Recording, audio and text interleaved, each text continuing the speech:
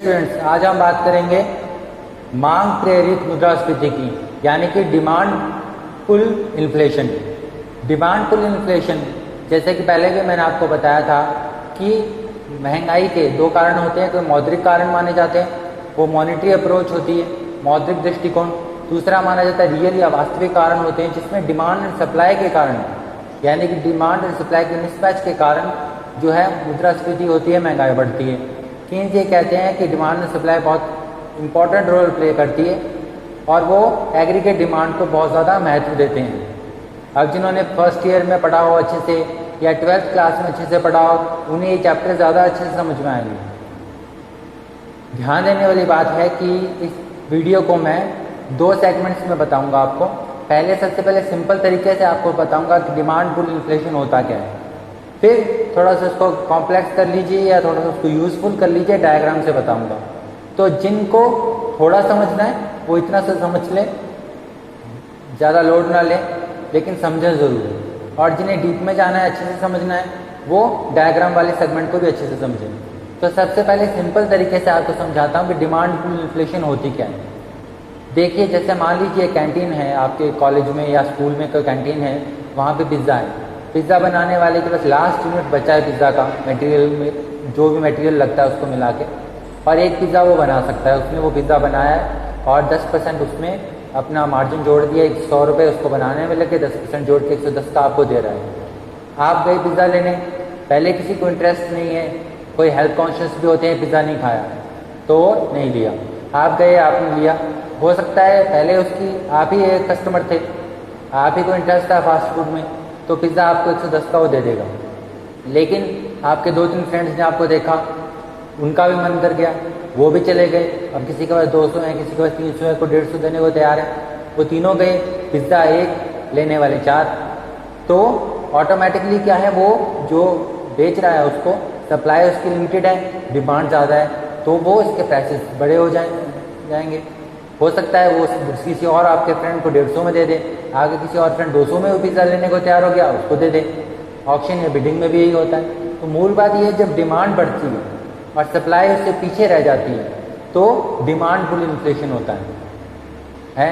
आपने price mechanism अगर समझा हो, 11th में भी समझा है, 12th में भी हम पढ़ते हैं, तो एग्रीगेट डिमांड एग्रीगेट सप्लाई के जो कॉम्बिनेशन होता है उससे इक्विलिब्रियम एस्टैब्लिश होता है, वहाँ पे प्राइस और आउटपुट डिटरमाइन होते हैं। मांग और पूर्ति जो है कीमत का निर्धारण करती है, उत्पादन का निर्धारण करती है, ऐसा हम पढ़ते आए हैं माइक्रो लेवल पे। अब यही इसमें है डिमांड पुल इन्फ्लेशन। इसमें हमने एक कॉस्ट पुल इन्फ्लेशन पढ़ा था, ठीक है, लागत वाला जो मुद्रास्फीति थी।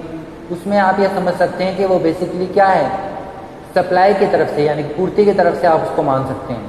आज हम बात करते हैं मांग की तरफ से। मांग प्रेरित मुद्रास्फीति कुछ नहीं है, यानी कि ज़्यादा मांग हो जाती है, वस्तुएं कम हो जाती हैं। किसी भी अर्थव्यवस्था में वस्तुएं बनाने की एक सीमा रहती है। एकदम से मांग तो एकदम से बढ़ सकती है, एक दिन में भी बहुत ज़्यादा मांग हो जाती है, सीजनल मांग होती है, लेकिन किसी भी चीज़ का उत्पादन करने में, वस्तुओं का उत्पादन करने में समय लगता है। तो सप्लाई जो होती है ज़्यादातर क्या है, मांग से पीछे रह जाती है। तो एग्रीगेट डिमांड ज़्यादा हो तो ये डिमांड पुल इन्फ्लेशन होता है। एग्रीगेट डिमांड आपको पहले भी बता चुका हूँ, दोबारा रिपीट कर देता हूँ कि C + G + I, C + I + G, यानी कि कंजप्शन डिमांड, इन्वेस्टमेंट डिमांड और government expenditure. Consumption demand, investment demand और गवर्नमेंट एक्सपेंडिचर, ये जो डिमांड होती है इसको एग्रीगेट डिमांड कहती है, यानी कि एक इकोनॉमी में सभी वस्तुओं की, सेवाओं की कितनी मांग है। तो जनरली क्या है, ये बढ़ जाए, यानी कि एग्रीगेट डिमांड बढ़ जाए और सप्लाई उससे पीछे रह जाए, तो ये डिमांड पुल इन्फ्लेशन होता है। वस्तुएं सेवाएं कम हैं, लेने वाले ज़्यादा हैं, तो कीमतें ऊपर चली जाती हैं। कंजप्शन एक्सपेंडिचर कैसे बढ़ सकता है कि लोग जो हैं ज़्यादा, उनकी एक तो टेस्ट और प्रेफरेंसेस में चेंजेस हो जाएँ, ज़्यादा कंजप्शन करने लग जाएँ, पुरानी जो उनकी बचतें हैं उसका इस्तेमाल करने लग जाएँ। फिर इन्वेस्टमेंट कंजप्शन होता है, जैसे इन्वेस्टमेंट वगैरह होती है, वो भी एक तरह का क्या है, कंजप्शन रहता है उस समय तक। शुरुआती स्तर में एक नई फैक्ट्री लगी, नया बिजनेस सेटअप हुआ, तो एकदम से तो प्रोडक्शन होता नहीं, उस दौरान उन्हें भी वस्तुएं सेवाएं चाहिए, तो जब तक वो दोबारा अपनी सप्लाई नहीं करने लगेंगे, शॉर्ट पीरियड में क्या होगा, कम 4-5 साल तो कम से कम फैक्ट्री को एस्टैब्लिश वगैरह होने में लग जाते हैं। इतने टाइम के लिए उनको भी बजट चाहिए, तो वो भी स्पेंडिंग करेंगे, खर्चा करेंगे। फिर गवर्नमेंट भी खर्चा करती है, किसी भी तरीके से कर सकती है, आपको सीधा डायरेक्ट ट्रांसफ़र कर सकती है, वस्तुएं सेवाओं के निर्माण में कर सकती है, सोशल एक्सपेंडिचर कर सकती है। और सरकार क्या करती है, बहुत बार ऐसा करती है कि अपना जो खर्चा वगैरह होता है तो नए नोट छाप कर निकाल देती है। इसको कहते हैं मोनेटाइजेशन ऑफ डेफिसिट। तो मोनेटाइजेशन ऑफ डेट या मोनेटाइजेशन ऑफ डेफिसिट कहते हैं। उसमें क्या करती है, प्रिंट कर देती है मनी। अब ज़्यादा पैसा प्रिंट करती है, किसी न किसी माध्यम से आपके पास आ जाता है, चाहे मजदूरों को आता है नरेगा के माध्यम से या किसी भी माध्यम से ज़्यादा पैसा आ जाता है, फिर लोग फिर खर्चा करते हैं, तो एग्रीगेट डिमांड बढ़ जाती है और सप्लाई पीछे रह जाती है, पूर्ति पीछे रह जाती है, मांग ज़्यादा हो जाती है, तो हो जाती है डिमांड पुल इन्फ्लेशन। ये बहुत सिंपल तरीके से मैंने आपको बताया। अब कारण इसके क्या हो सकते हैं, कारण इसके हो सकते हैं डिस्पोजेबल इनकम बढ़ सकती है, यानी कि सरकार ने टैक्स कम कर दिया, पहले टैक्स ज़्यादा लगा रही थी, अब टैक्स कम कर दिया, तो आपके पास पैसा ज़्यादा रह जाएगा खर्चा करने के लिए। आपकी विचारधारा में पहले लोग ज़्यादा सेविंग करते थे, आजकल देखते हैं कि ऑनलाइन भी बहुत ज़्यादा लोग खर्चा करते हैं, क्रेडिट वगैरह ले लेके खर्चा करते हैं, तो ज़्यादा खर्चा होना भी एक कारण हो सकता है। तो कंजप्शन बढ़ जाता है, ज़्यादा लोगों के पास पैसा आ जाता है, ज़्यादा खर्चा करने रह जाते हैं, यानी too much money chasing too few goods हो जाता है। तो ज़्यादा खर्चा होने की स्थिति में क्या होता है कि डिमांड बढ़ गई और जो है इन्फ्लेशन भी बढ़ गई। और कई कारण हो सकते हैं, मान लीजिए विदेशी डिमांड बढ़ सकती है आपके गुड्स की, ये भी हो सकता है। तो इस प्रकार से जब ज़्यादा पैसा आ जाता है लोगों के हाथ में और सरकार ज़्यादा खर्चा करती है, लोगों की अपनी इच्छाएं बढ़ सकती हैं, ज़्यादा कंजप्शन बढ़ सकता है और सप्लाई किसी भी कारण से कम हो सकती है। सप्लाई कई कारणों से कम हो सकती है, कोई फ्लड आ गया, फैमाइन आ गया वगैरह, या प्रोडक्शन डाउन हो गया, तो इन कारणों से प्रोडक्शन कम हो गया, सप्लाई कम हो गई, डिमांड बढ़ गई। इसको कहते हैं डिमांड पुल इन्फ्लेशन। अब आगे समझने के लिए, अब डायग्राम के माध्यम से इस बात को समझने के लिए ज़रूरी है कि पहले आपने अच्छे से पढ़ा हो। अगर इलास्टिसिटी के चैप्टर पढ़े हैं, डिमांड कर्व, सप्लाई कर्व आता है, फुल एम्प्लॉयमेंट और लेस देन फुल एम्प्लॉयमेंट का कुछ समझ जाए, तब तो आगे भी समझना आसान होगा।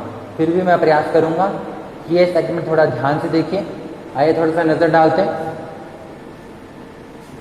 अब यहाँ पे मान लेते हैं, ये देखिए कर्व है, इसमें अब सप्लाई कर्व है, एएस क्या है, ऊपर जाता है ना, डिमांड है नीचे आ रही है, यहाँ पे हमारा इक्विलिब्रियम इस्टेब्लिश हो गया, यहाँ आउटपुट है, उत्पादन है, यहाँ पे प्राइस है, ठीक है, कीमत है।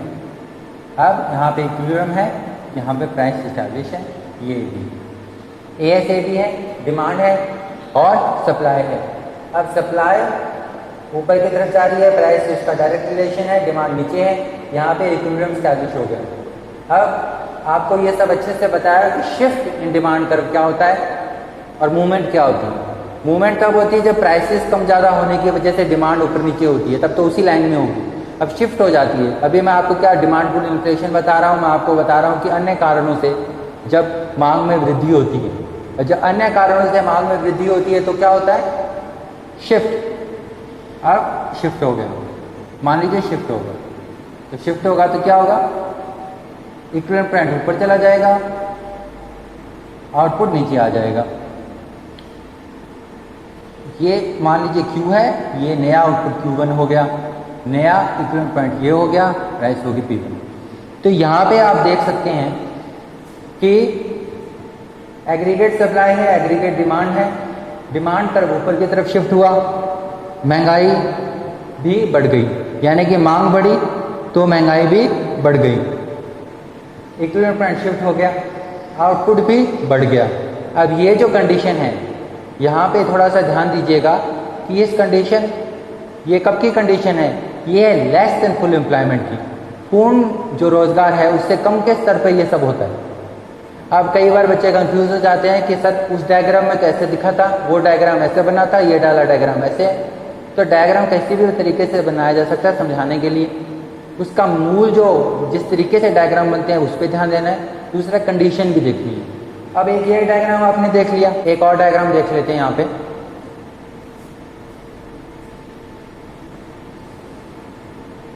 अब उसके अंदर यहाँ पे गौर कीजिएगा, ये एग्रीगेट सप्लाई कर्व है, इसको एक बार यहाँ की प्राइस यहाँ कर देते हैं। अब यहाँ पे एक बात ध्यान दीजिएगा कि एग्रीगेट सप्लाई कर्व इस तरीके से बनाया, ये वर्टिकल है, यानी कि ये फुल एम्प्लॉयमेंट सिचुएशन में क्या है, एग्रीगेट सप्लाई कर्व वर्टिकल बनता है, यानी कि परफेक्टली इनइलास्टिक। अब सप्लाई बढ़ नहीं सकती क्योंकि रिसोर्सेज जो है फुली एम्प्लॉयड है, सारे रिसोर्सेज क्या है, फुली एम्प्लॉयड है, तो सप्लाई अब बढ़ नहीं सकती। तो यहां पर ये रही एग्रीगेट डिमांड, ठीक वैसे बनेगी।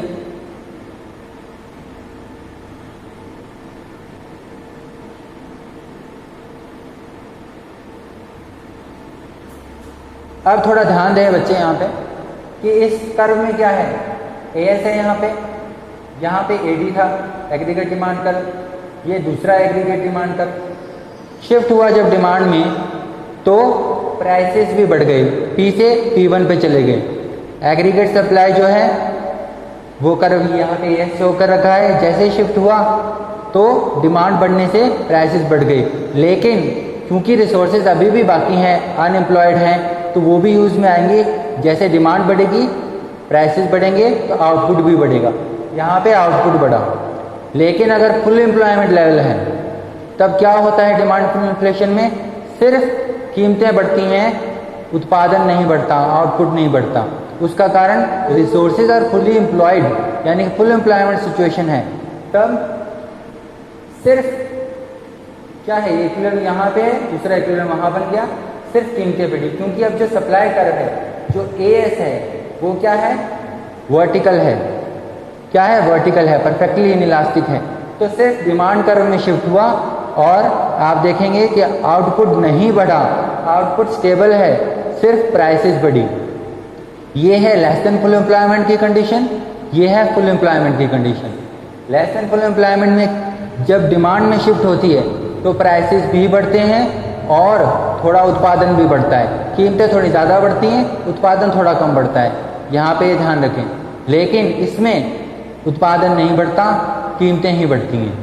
तो एक बात बच्चे अच्छे से ध्यान रखें और नोट भी करें इस चीज़ को कि कीन्स कहते हैं कि ये जो कंडीशन है ये रियल इन्फ्लेशन नहीं है, और ये जो कंडीशन है ये रियल इन्फ्लेशन है, क्योंकि यहाँ पे कोई आउटपुट में इंक्रीज नहीं हो रहा और महंगाई बढ़ रही है। डिमांड बढ़ रही है, आउटपुट नहीं बढ़ रहा, कीमतें बढ़ रही हैं। यहाँ डिमांड बढ़ रही है, कीमतें बढ़ रही हैं और कुछ आउटपुट भी बढ़ रहा है।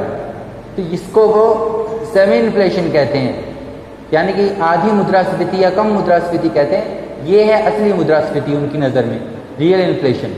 तो आप समझे यहाँ पे कि मांग जब सप्लाई से ज़्यादा हो जाए तब कीमतें बढ़ती हैं, जब डिमांड में शिफ्ट हो तो प्राइसेस बढ़ती हैं, ठीक है।